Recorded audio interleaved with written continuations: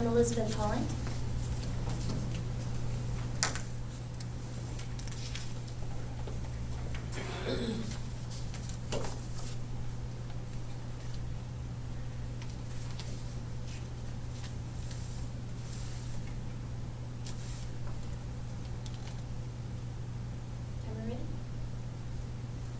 It was the best of times, it was the worst of times. It was the age of wisdom, it was the age of foolishness. It was the epoch of belief, it was the epoch of incredulity. It was a season of light, it was a season of darkness. Classics have a grip on our world that is intense, unflinching, and almost completely unnoticed. They touch every part of our lives. They've shaped our history and influenced our thinking. Even without reading it, many people have heard of those first few lines from Charles Dickens' A Tale of Two Cities.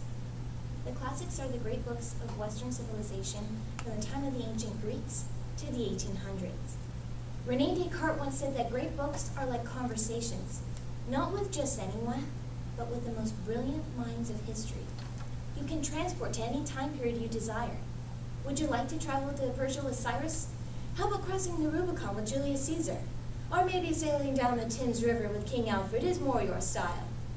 These are examples of places you can go when you read the classics. Certainly classics are attributed with much influence, but are they worth the time to read? What about contemporary books? Everyone should read the classics. First, we'll look at the benefits of contemporary literature that compare modern books to classics. And third, look at reasons for reading classics. First, the benefits of contemporary literature. The current works are like everything in life, fast. This has its advantages. I'm sure you enjoy sitting down with a quick novel that you just can't put away until you finish. So do we all. These books start with a bang and cater to our modern shrinking attention spans. We can read them easily, and they fit nicely into our jam-packed schedules. The people who wrote them are experiencing the same times, events, and current issues as we are.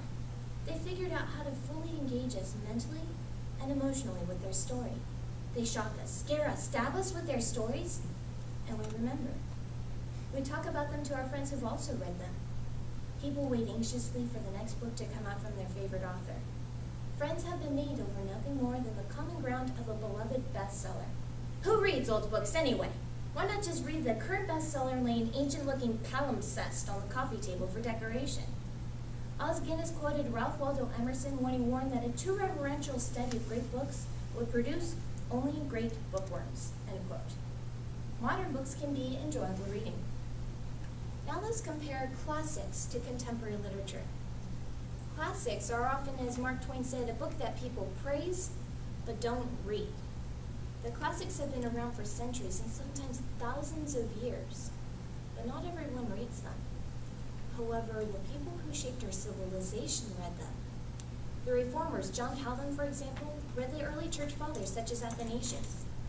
The Book of Common Prayer heavily influenced English writers of that era, most notably Shakespeare. James Madison and Thomas Jefferson read Sallust, an ancient Roman historian, and John Locke, an Enlightenment thinker.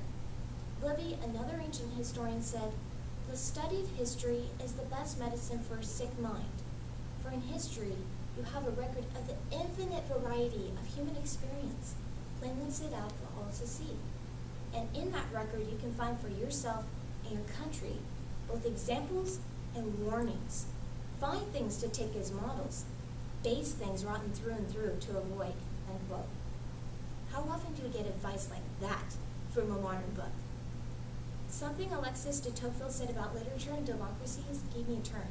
See if this sounds familiar. They like books that can be obtained easily and read quickly, and that do not require scholarly research to be understood. Above all, they require surprise and novelty.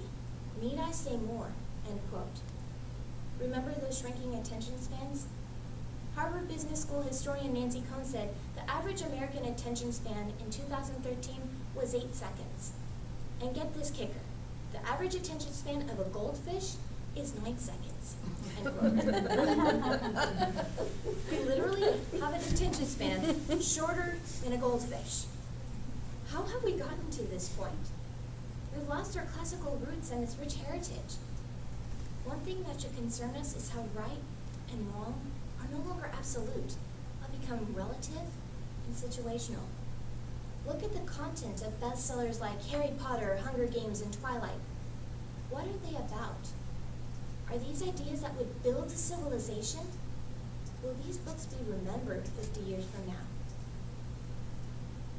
Now, when we look at the classics, they're remembered beyond the best-selling list and are read again and again and again. What's the whole point of reading classics? Sure, they're amazing books and have influenced our world, but so what? For one, when we read great old books, we recognize that those people were just like us. We recognize that our society is not evolving upward, it's degrading from what it used to be. Political questions have already been answered. Those poetic sayings everyone knows have authors. History has context. Think about it. We have the most brilliant people ever teaching us in their own words, and yet we put it aside by brushing it off as just a classic. Mark Twain's comment was so true and so sad. We handicap ourselves and cheat ourselves out of learning from the masters. It gives us the power to live in other times, in other people's minds. We have a gift from the past, but yet we won't accept it. I didn't like the classics very much until I began an online class. Now, I can't imagine my life without them. I see things differently. My family and I have started using phrases, sayings, and other bits from books. Homer has a knack of using very long metaphors to draw a picture. One of my favorites is how he describes the time of day. As long as morning rose and the blessed day grew stronger, the weapons hurtled side to side and men kept falling. But just when the woodsman makes his morning meal, deep in a mountain forest, arm-weary from chopping the big heavy trunks, his heart has had enough. And sudden longing for tempting food overtakes the man and makes his senses whirl. Just at the height of morning, the Argives smashed battalions. Marcus Tullius Cicero was a Roman senator who said a lot of sage things like, times are bad, children no longer obey their parents, and everyone is writing a book. I never learned in any history textbook that Charlemagne kept a slate and stylus under his pillow so he could practice his letters. He was an illiterate king who sorrowed over not knowing how to read. I learned that by reading a book written by one of his closest friends. Reading the classics is fun. I love them, learned so much, and had such enjoyment that I'm spreading the word. The bottom line is, everyone should read the classics. I wish I had enough time to tell you all the stories I found. I wish I could read to you my favorite passages. I wish I could introduce you to the most fascinating people in history, so that you could see from first-hand accounts what they were really like. What can you do to benefit from these books? Create a book club with friends. Book clubs are great for sharing the fun and keeping each other on track. Do what you do in a movie theater. Put your phone on silent mode while reading to help eliminate distractions. Resolve to read one classic per month. Stoa Classical Tutorials has an online bookstore with a chronological list of great classics. That's where I started. Not enough time? Read a couple chapters when you first wake up or right before you go to bed.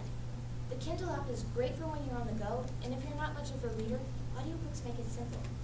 There's a book for everyone: adventure, biography, drama, history, humor, philosophy, poetry, and theology.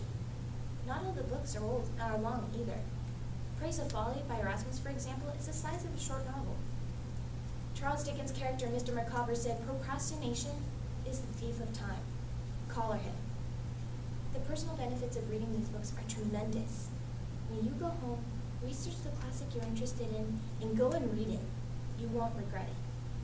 Let me conclude with a quote by Os Guinness, who said it best when he said, "The best argument for the classics is the classics themselves. If the great classics of Western imagination and ideas are really what we believe them to be, or what they've shown themselves to be, they have their own authority and speak best for themselves. When this happens, they will always outlast their critics. Open the eyes of those unfamiliar with them, surprise the blasé, delight the enthusiast, and lead generation after generation to fresh levels of discovery and appreciation." Thank you.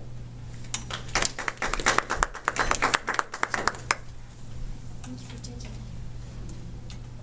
Thank